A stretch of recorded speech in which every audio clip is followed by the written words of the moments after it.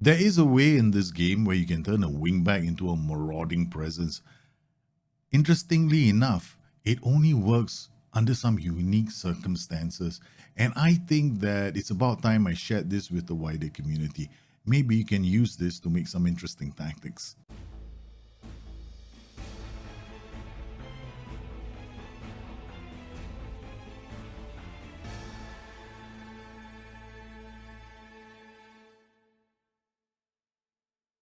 Today's show was meant to be simple combinations featuring the wingback to show you how you can get the wingback to do all kinds of interesting things. And then the further I got into the various kinds of formations, something started to stand out like a sore thumb.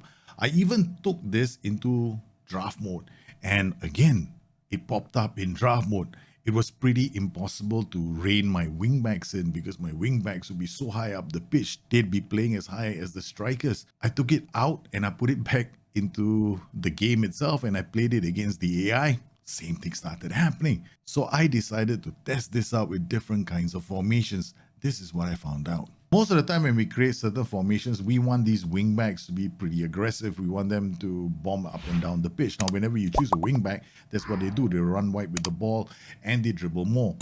The thing is, whenever you end up playing with 5-2-3, for example, or any system that plays wingbacks in these kind of positions, well, it doesn't always happen. I mean, like you want these wingbacks to be very aggressive when you have the ball and they stay back, right? And you want them to be high up the pitch. So what people end up doing is giving them underlaps and overlaps to influence the initial positioning. But I quickly found out that you don't need to do this all the time. Before I jump further, let me just clarify the distinction between the wingback and the fullback. Now, we're not going to talk about the inverted wingback or the complete wingback. We're just going to look at these two roles, the wingback and the fullback.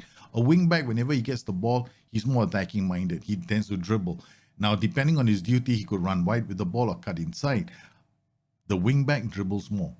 The fullback, on the other hand, he's like a bit of a safer choice because if he sees traffic in front of him, he's going to pass the ball. He doesn't dribble like a madman down the flanks. If he finds himself blocked, he'll pass the ball. So fullback sometimes can be a bit of a safer choice, but his starting position is actually lower than that of a wingback. So if you're creating any kind of a tactic and you're thinking to yourself, maybe I want more interplay between the different positions on the pitch, you might want to go for the fullback. But if you're playing 4-3-1-2, for example, where you want that wingback to dominate the flanks, then you're looking at the role like a wingback instead of a role like a fullback because you want a role that can dominate the flanks. But there are some interesting combinations in the game that I've quickly discovered make the wingback even more attacking. I'm looking for transitions where the wingbacks will push up even more. As we build up play, do you notice how 5 of our players are attacking their defensive line? These kind of runs are going to put pressure on defenses because they're always going to pull a player away and they're going to leave you with free players in the final third. The behavior happens in PvP and against the AI. Here, our wingback is pushed high up the pitch. He's almost free. We've got another wingback free on the other flank, but as the play moves on, he becomes a free player to receive the pass and create a goal scoring opportunity. The match engine just doesn't handle this very well at the moment. So what? You might be asking me, right? Thing is this, if you get the wingback to transition so high up the pitch, he's going to come in unmarked. And if he's got a good cross, it's almost impossible to stop him. Then he can also be an attacking threat if the ball is on the other side of the pitch. So how do we get this done? Now, it's pretty straightforward. You need to be using a formation that plays wingbacks in this tier. Now, if you were to set it up with a formation that plays wingbacks in this tier, it's going to be a lot harder because there's a bigger gap between the wingback and the winger. So you need these kind of setups. The second thing you will need is a combination that actually has hold position on the winger's position. So you need roles that give you either the option of choosing hold position or roles that come locked in with one, like the white target forward. He comes locked in with hold position. The advanced playmaker, you've got the option.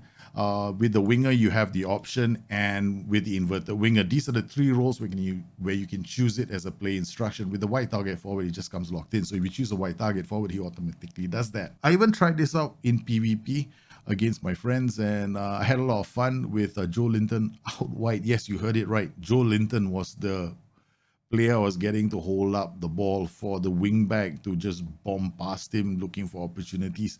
Now, once again, for this to work, you definitely need wingbacks who are good. Like my favorites are wingbacks like Theo Hernandez, Ashraf Hakimi. These are guys that have got lots of acceleration. They get away from players, and some of them even get into the final third to become a goal scoring threat. Now, this makes this option very, very dangerous, and I'm having a lot of fun with it. So I thought I'd share it with the wider community.